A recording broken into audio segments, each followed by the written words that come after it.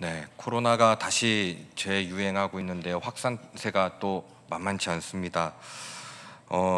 이렇게 될 때 좀 우려가 되는 것은 저희 교육부서 이제 행사들이 안 그래도 좀 풀려가지고 뭐 주일학교 같은 경우 이제 초등부, 유초등부 같은 경우는 1박 2일로 또 이렇게 일정을 잡았고 중고등부도 비록 숙박은 안 하지만 조금 타이트하게 이렇게 해서 하려고 하는데 안 그래도 오늘 기사에서 뭐 조금 더 이렇게 가면 뭐 거리두기도 다시 하려고 생각을 하고 있다 이렇게 기사가 나오는 것을 보고 나서 맨 처음 딱 그 기사 보고 좀 우리 주일학교 행사들이 어떻게 될까 이런 생각이 들더라고요. 뭐 또 다 같이 좀 기도해 주시고 교회 예배는 뭐 그렇게 거리두기를 하겠습니까마는 이런 야외 집회라든지 실내 행사 같은 경우는 충분히 그렇게 제재를 가할 수 있겠다라는 생각도 들더라고요. 이 확산이 이렇게 크게 되면. 그래서 좀 잘 이게 오랜만에, 진짜 오랜만에 이렇게 하는 건데 잘 진행될 수 있도록 더 이상 또 코로나가 크게 확산되지 않아서 이렇게 어려움이 우리 예배드리고 다시 막 회복하고 이렇게 진짜 그때 그 행사 이후로 또 많이 출석 인원이 좀 많이 그 전보다 많이 이렇게 늘어나고 했는데 또 이런 걸로 위축되지 않을 수 있도록 이런 환경도 좀 중요합니다. 그래서 좀 기도해 주시고 또 앞으로 계속 우리도 더 조심하고 그랬으면 좋겠습니다. 네. 모든 사람이 이 자신이 되고자 하는 대로 되는 인생을 살아가는 것이 아닙니다. 그러니까 사람이 마음으로 자기가 계획을 할지라도 그 걸음을 인도하시는 분은 하나님이시라고 분명히 말씀하고 있습니다. 대개 우리가 되고자 하는 방향과는 달리 가는 경우가 참 많은 것 같습니다. 저도 생각을 해봤는데요. 제 뜻대로 제 계획대로 이렇게 인생이 왔느냐 하면은 그렇게 많이 있는 것 같지는 않습니다. 그래도 있는 것 같긴 한데 안 된 경우가 훨씬 많이 떠오르고요. 진짜 내 계획대로 내 뜻대로 이렇게 가는 경우가 그렇게 많지 않은 것 같습니다. 근데 그 당시에는 그렇게 되면 사실 좀 힘든데 또 막상 지나고 그때 이래서 하나님께서 이런 상황으로 허락해 주셨구나, 하나님이 인도해 주셨구나 이런 것을 또 깨닫게 됩니다. 그 이유는 우리의 인생의 주관자가 우리가 아니라 하나님이시기 때문입니다. 우리의 계획과 달리 하나님의 계획이 있기 때문에 우리 인생은 하나님의 계획에 의해서 차근차근 이루어지는 과정을 겪을 수밖에 없습니다. 여기서 우리가 생각할 것은 하나님이 우리에게 어떤 일을 이렇게 맡길 때, 주실 때 그 이유가 어디에 있느냐 이것을 한번 생각해 볼 필요가 있습니다. 만일 우리에게 그 주신 일들이 하나님에게 영광을 돌리고 이웃을 사랑하는 삶이라는 그것으로 우리에게 주셨다면 우리가 하나님의 그 뜻에 순종했는데 원하는 대로 우리의 뜻대로 되지 않았다 하더라도 그것은 우리에게 낙심과 원망으로 남지 않을 것입니다. 그런데 이제 물론 내 뜻과 내 계획대로 안 되면 당황스럽고 순간 힘들고 어렵죠. 하지만 거기서 그것으로 남는 것이 아니라 다시 한번 하나님께서 우리의 발걸음을 인도하시는 분임을 알고 그 낙심과 원망으로 남지는 않을 것이라는 뜻입니다. 현재의 모습으로 되게 하신 하나님의 마음을 생각하지 않고요, 내 욕망에서 내 뜻대로 사는 삶을 내 자신을 바라보기 때문에 신세한탄을 하고 내 처지를 비관하는 그런 모습이 있을 것입니다. 이런 모습 속에서 과연 내 인생은 나의 것이냐 하나님의 것이냐 그것을 어떻게 여기고 살았느냐가 우리는 알 수 있을 것입니다. 이런 관점을 가지고 한번 오늘 본문을 살펴보겠습니다. 저번에 아비멜렉이 스스로 왕이 되기 위해서 세겜 사람들을 충동해서 함께 힘을 모아서 자기의 이복 형제 70명을 죽이는 것을 살펴봤습니다. 그런데 그 사건에서 유일한 생존자가 있었습니다. 저번에 9장 5절 말씀에 보면 이 여룻바알의 말째 아들, 그러니까 기드온의 말째 아들 요담인 것을 알 수가 있습니다. 오늘 본문은 요담이 세겜 사람들이 아비멜렉을 왕으로 삼았다는 그 말을 들었을 때 취한 행동에 대한 내용을 담고 있습니다. 요담은요, 아비멜렉이 왕이 되었다는 것을 듣고 그리심산으로 가서 세겜 사람들에게 하나의 이야기를 하고 있습니다. 그러니까 그 내용은 이렇습니다. 오늘 본문 내용인데요, 나무들이 자기들의 왕을 구하기 위해서 감람나무에게 먼저 나아가서 우리에게 왕이 되달라고 합니다. 나무들이, 그러니까 하나의 우화 형식으로 이 요담이 이야기를 하고 있는데요, 감람나무에게 가서 우리의 왕이 되어 주십시오, 이렇게 얘기합니다. 그러자 감람나무는 오늘 9절 말씀에 보면 이렇게 얘기합니다.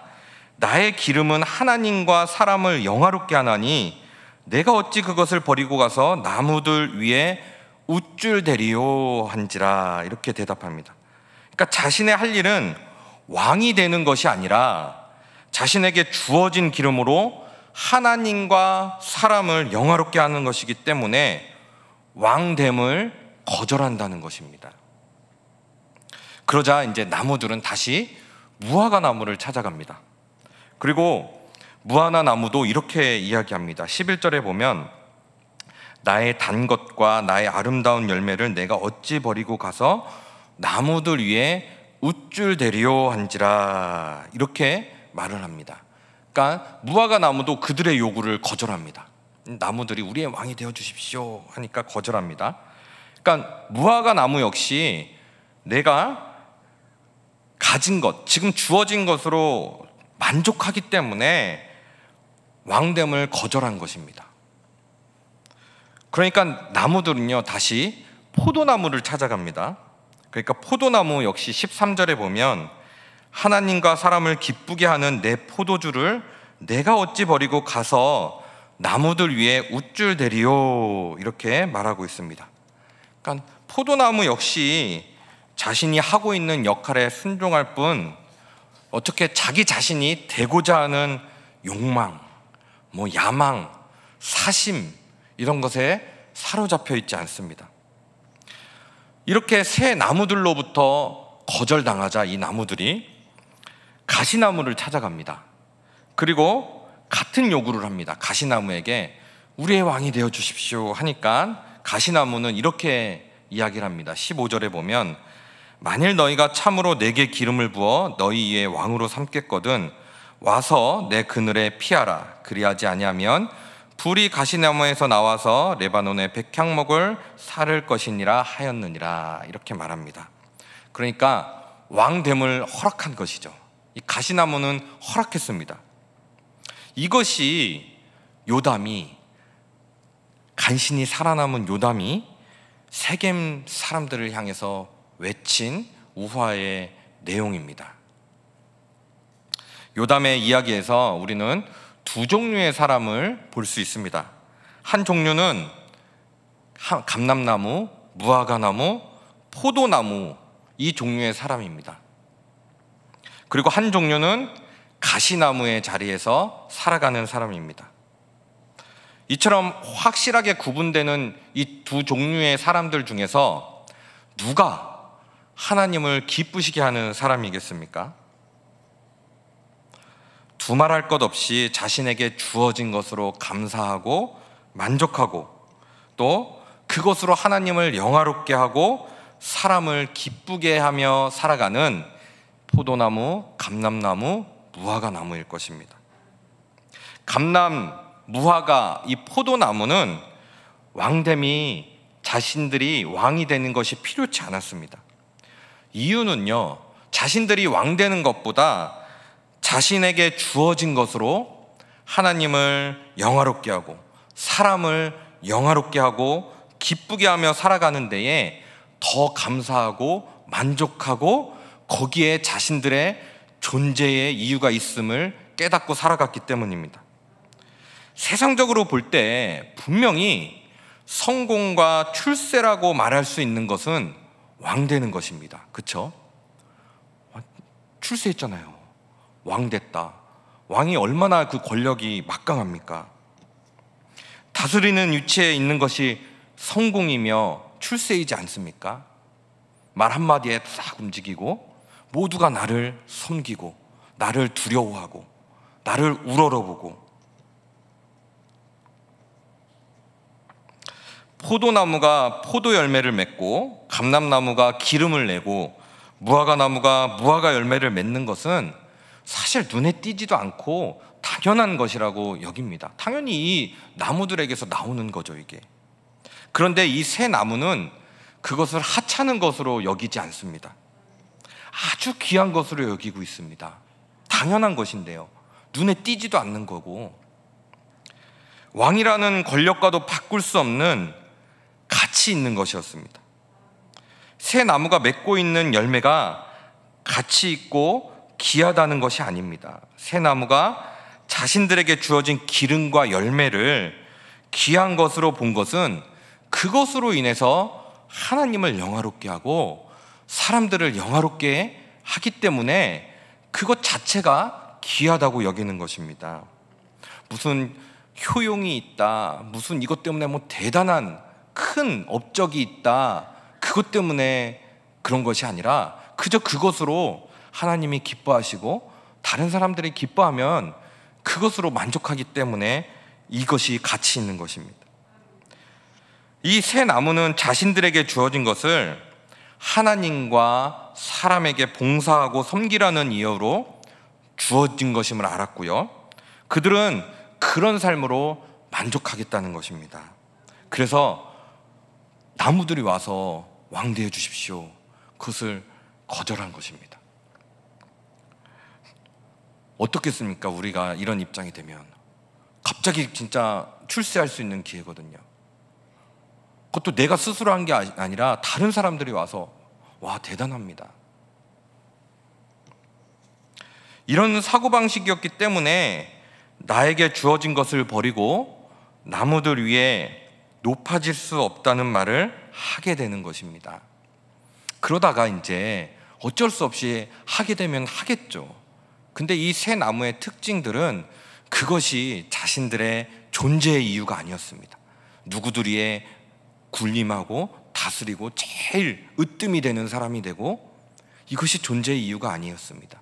이것이 그들의 복이라고 생각하지 않았습니다. 그저 하나님을 영화롭게 하고 사람들을 영화롭게 하고 그거에 만족하고 감사하고 나의 존재는 이것이다, 이렇게 여겼던 것입니다. 그렇다면 왕되기를 원하는 요구를 거절하지 않았던 이 가시나무는 어떤 사고방식으로 살아가고 있습니까? 사실 가시나무는 아무런 쓸모가 없는 나무입니다. 가시나무는 열매가 없습니다. 자신에게 있는 가시로 오히려 다른 나무들을 해롭게 하고 찔림을 줍니다. 그런데도 가시나무는 스스로 와서 내 그늘에 피하라, 이렇게 말하고 있습니다. 가시나무의 그늘이 과연 햇빛을 막아줄 수 있을까요? 그런데도 가시나무는 내 그늘에 피하라고 말하고 있습니다. 결국 자신에 대해서 전혀 모르고 있습니다. 사실 이 교만한 사람들의 특징이죠. 자기 자신에 대해서 전혀 모릅니다. 자기 자신은 그냥 잘하고 있다고 생각합니다. 그러면서 상처를 막 줍니다. 내가 이렇게 잘하니까 왜 이 뜻대로 안 돼? 자신은 결코 나무들이 피하는 그늘이 될 수 없음을 모릅니다. 자기에게 있는 것을 자기 것으로 여기는 자, 자신의 힘으로 만들어낸 것으로 여긴 사람은 자신의 것을 이용해서 그저 다른 사람들을 다스리려고 합니다. 그 목적은 내가 가장 높임을 받기 위해서, 가장 칭송을 받기 위해서 내 밑으로 들어오라는 것입니다. 그러면 내게 의지하고 내게 피하면 내가 도와주겠다는 것입니다. 다 내 밑으로 와. 이것이 가시나무입니다. 그러니까 어떻게든 항상 자기가 으뜸이 되길 좋아하고요, 항상 이기려고 하고요, 항상 섬김을 받으려 하는 그런 사람입니다. 요담은 이 이야기를 하면서 새 나무는 기드온과 그 아들들에 비유했고요, 가시나무는 아비멜렉에 비유를 한 것으로 볼 수 있습니다. 기드온이 전쟁에서 승리를 하고 나서 이스라엘 백성들이 우리의 왕이 되어 주십시오 했을 때 기드온도 거절을 했는데, 그것은 하나님이 너희를 다스린다는 것이었습니다. 그러니까 미디안을 이긴 것은 내 힘이 아니라 하나님이 함께 하시고 도와주셨기 때문에 이것은 하나님의 승리라는 것이었습니다. 그러니까 피하고 의지할 그늘이 있다면 하나님을 피난처로 삼고 힘으로 삼는 것이 마땅하다고 말했습니다. 이처럼 기드온은 미디안을 이긴 승리의 출처가 하나님인 것을 분명히 이들에게 밝혔습니다. 물론 이렇게 말을 하고 나서 그 이후의 삶은 조금 자신의 신앙 고백과 다른 삶을 살았죠. 참 너무 많이 아쉽습니다. 그렇게 멋진 말을 했는데 삶이 조금 빗나가는 것.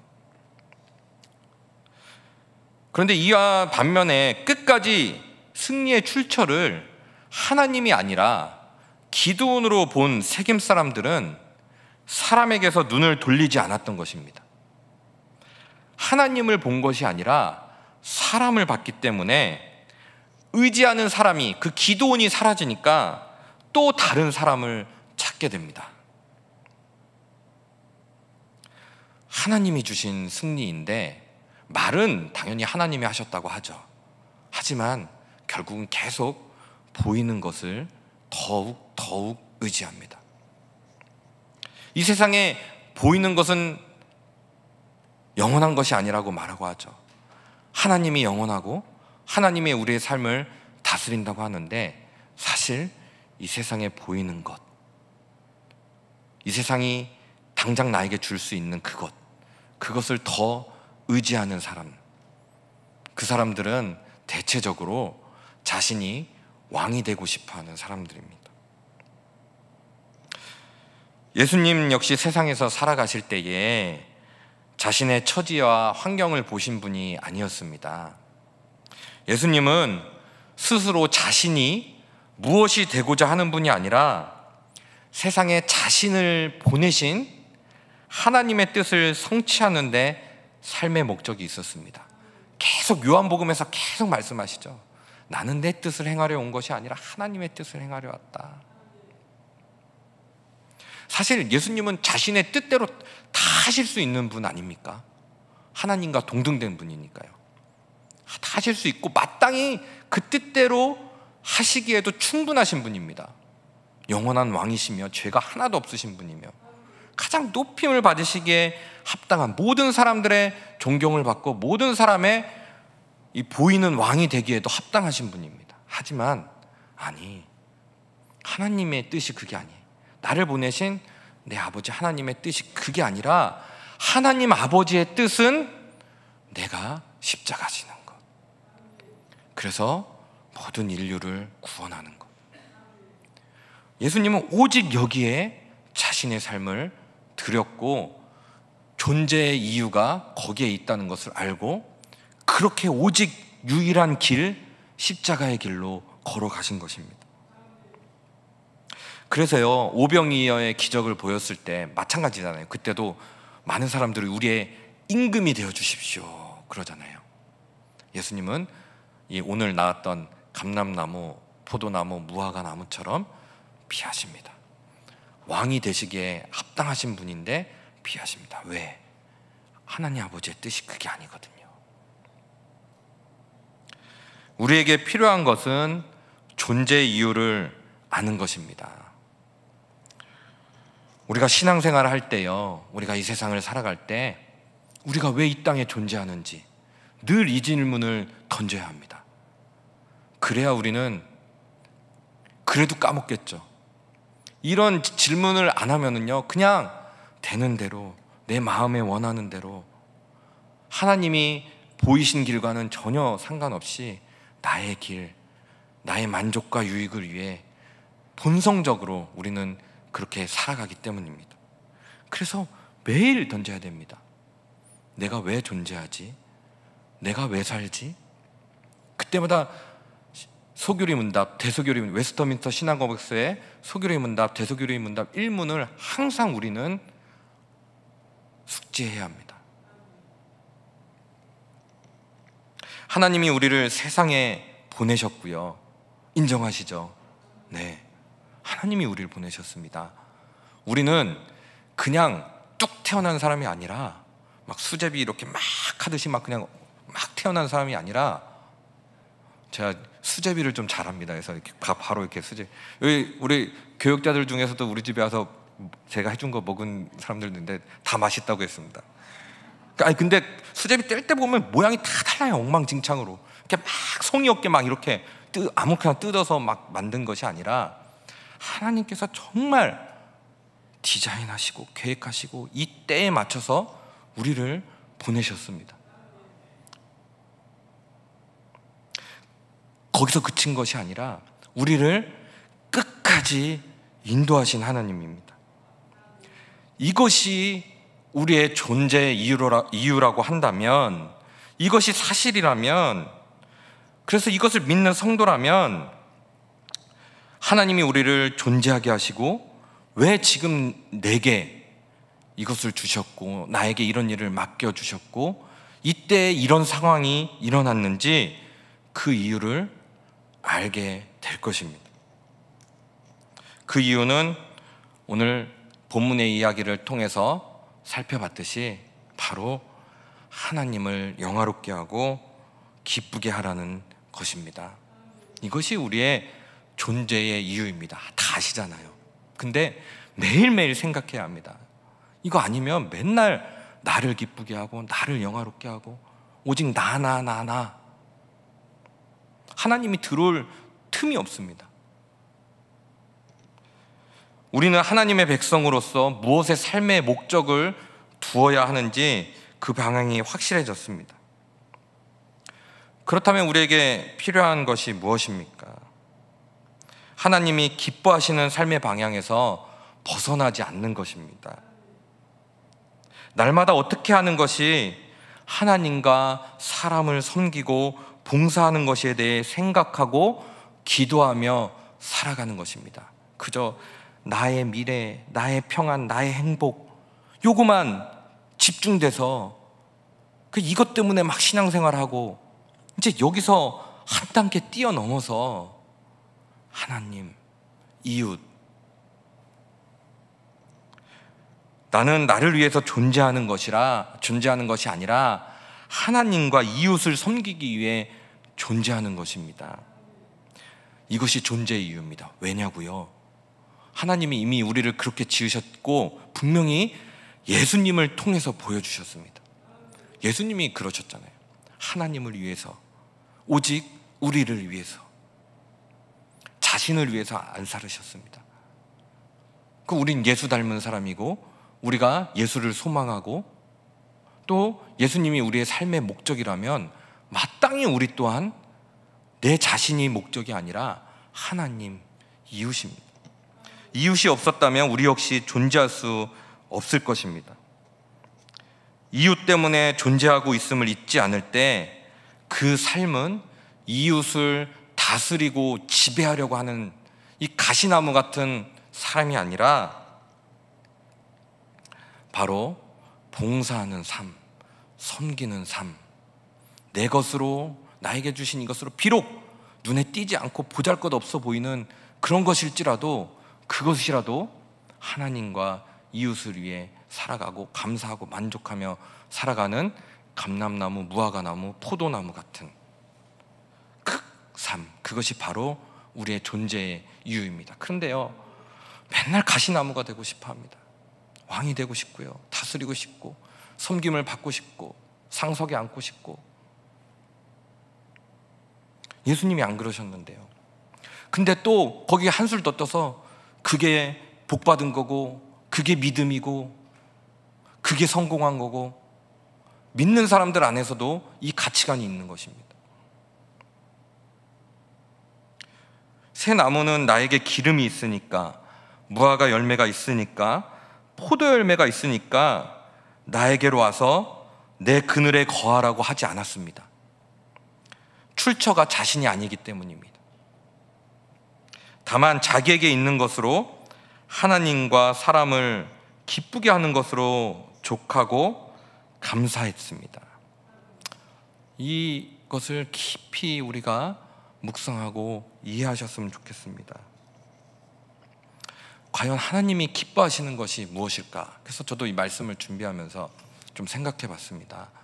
하나님이 기뻐하시는 건 나의 삶 속에서, 물론 설교 기뻐하시겠죠. 설교 잘하고 찬양, 기도인도 지금 섬기고 있는 부서 막 이렇게 해서 막 잘하면 기뻐하시겠죠. 당연히 기뻐하시겠죠. 근데 여기서 이것만이 아니라 내가 있는 공동체에서 얼마나 섬기는 사람으로 있는가, 섬김을 받으려 하지 않고 다스리려 하지 않고, 연수가 올라갈수록, 나이가 들수록 더 받으려고 하는 것이 아니라 오히려 그럴수록 더 섬기고. 근데 잘 안 됩니다. 이거는 잘 드러나지 않거든요. 그렇게 해봐야 별로 인정도 해주지 않고. 그래서 보통 이런 거에 신경을 많이 씁니다.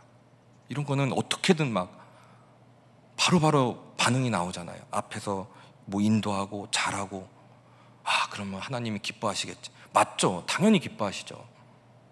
저에게 맡겨진 일이니까. 그런데 놓치지 말아야 할 것은, 우리가 있는 곳에서 진짜 섬기려고 하는가, 섬김을 받으려고 하는 것이 아니라 내가 다스리려고 하는가. 잘 못합니다. 지금 여기 저랑 같이 공동체에 교역자실도 있고요, 중등부도 있을 거고 있는데, 사실 막 하기 싫을 때도 너무 많고요. 당장 눈에 안 띄니까 막 섬김을 받고 싶고요. 근데 오히려 그런 곳에서 더 눈에 안 띌수록 더 섬기는 사람, 더 사람을 사람으로 대해주는 사람, 겸손한 사람, 이것을 얼마나 기뻐하실까, 그런 생각이 듭니다.